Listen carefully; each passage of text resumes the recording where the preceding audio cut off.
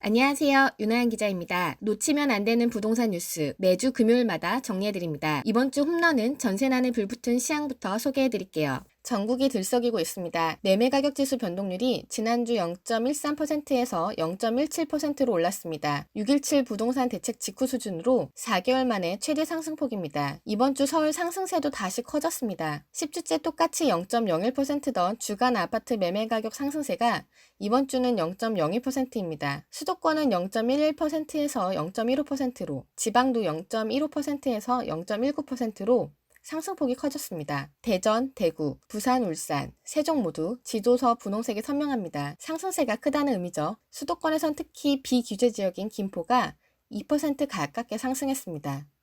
김포 한 단지는 전 주택형이 모두 신고가가 나오는 등 금포로 불리고 있는데요. 독보적입니다. 매매값을 끌어올리고 있는 건 전세값입니다. 전세난에 지친 세입자들이 중저가 주택 매매로 돌아서면서 집값을 끌어올리는 현상이 전국적으로 나타나고 있습니다. 전국 주간 아파트 전세 가격은 0.23%로 지난주 대비 상승폭이 더 커지고 있습니다. 60주 연속 상승이고요. 서울 및 지방도 상승폭이 확대됐습니다. 전국 지도로 보면 붉은색이 곳곳입니다. 뜨거운 전세시장이 나타나네요. 불변의 세종은 이번 주도 1.26%나 올랐습니다. 울산, 인천, 충남뿐 아니라 강원도도 많이 올랐네요. 찬바람이 추운 겨울이 오고 있는데 불타는 전세시장은 언제 잡힐지 알 수가 없습니다. 이번엔 청약시장입니다. 지난주 뜨거울 거라 예고드렸던 단지들이죠. 과천 지식정보타운 3개 단지서 1순위 1044가구 모집에 47만 8,390명이 몰렸습니다. 한 개 단지에서 최소 10만 명, 최대 19만 명이 청약통장을 던졌는데요.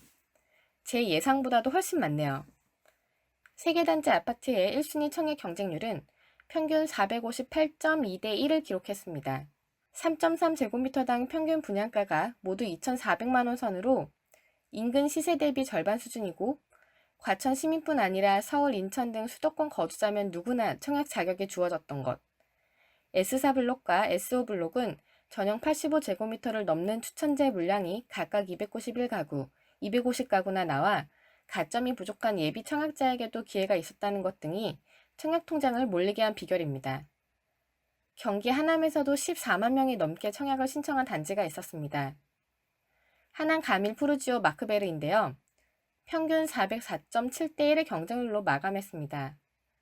서울 송파구와 가까운 하남 가밀지구의 마지막 민간 분양 아파트이자 유일한 지상복합 아파트인 점이 인기 요인으로 분석되네요. 지난 3일에 뜨거웠던 단지가 하나 더 있습니다. 바로 세종시 나성동 주상복합 아파트인 리더스 포레인데요. 계약 취소된 한 가구 줍줍을 위해 25만 명 가까운 사람들이 모였습니다.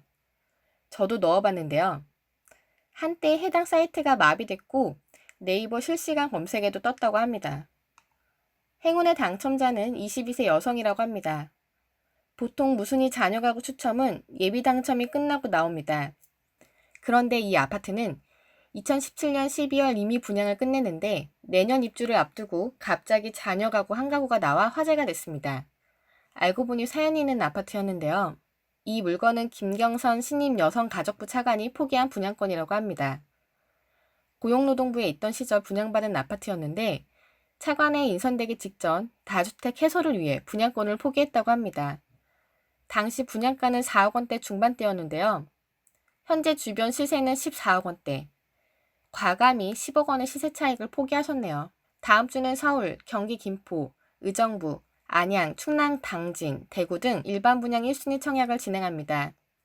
숨어있는 날짜 청약을 잘 찾으시길 바랍니다.